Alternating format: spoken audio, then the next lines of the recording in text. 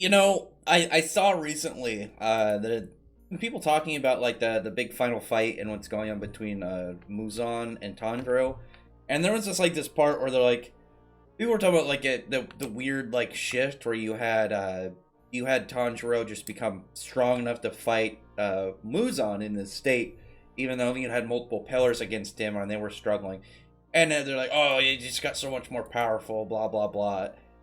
Some people like saying it was kind of like an asshole power up out of nowhere.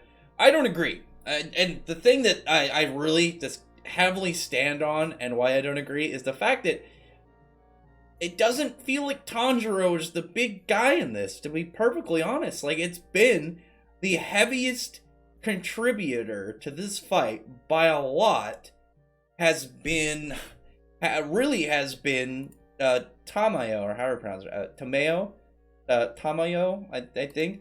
She's like put in the max amount of effort. She's put in more going on than everybody else when it came to like planning out this whole thing. Where when Muzan consumed her body, and it's like, oh, it had more than one effect. Oh yeah, there's another effect. It aged. It's like, oh, it had a third effect. She's like, oh no, bitch, it's got a fourth effect too. You are not gonna have fun today. And it's like cellular destruction, and the aging and stuff. And now he can't divide his body because he was gonna do that like exploding escape thing that he used against Yoriichi, and now he can't do it. His body like swelled up, and then it just kind of like deflated, and at this point he's kind of fucked. Like there's nothing he can really do at this point because he's already damaged. He's trying to flee.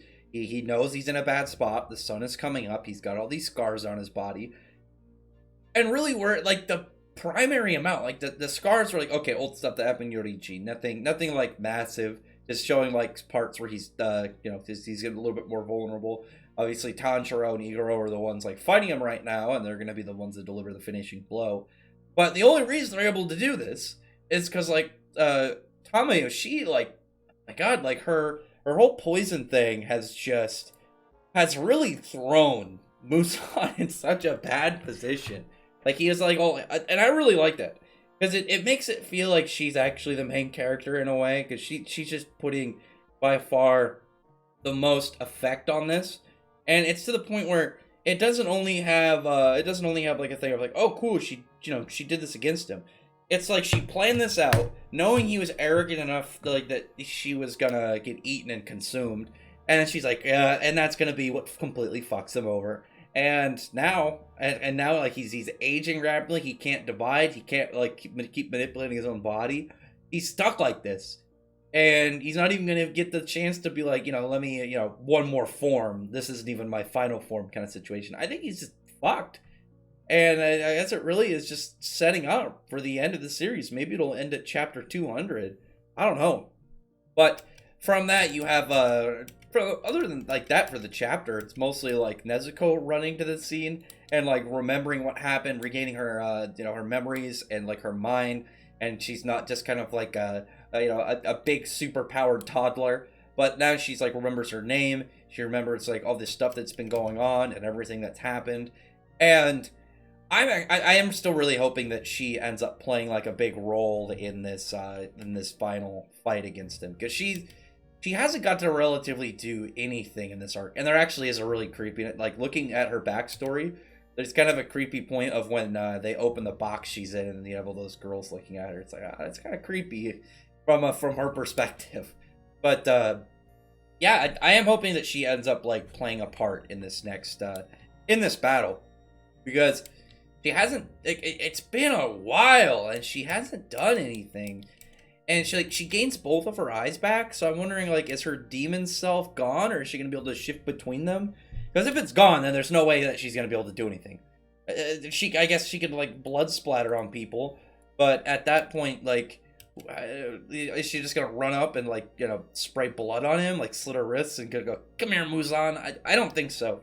I mean, hopefully she's still got part of her demon powers until they defeat Muzan, because otherwise there's no hope that she'll be contributing to this fight at all, because she has no real training. She doesn't have like any demon slaying powers. It was mostly because she had demon abilities and obviously was a very powerful one.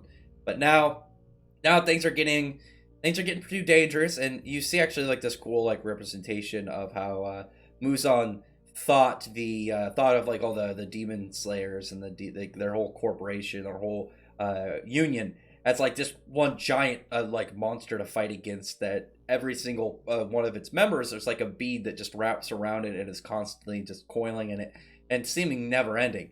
He should have attacked him way earlier. Obviously, he's been setting up. He's wanting to get this power to be immune to the sun, so it's not like he's just gonna go balls to the wall every 5 seconds.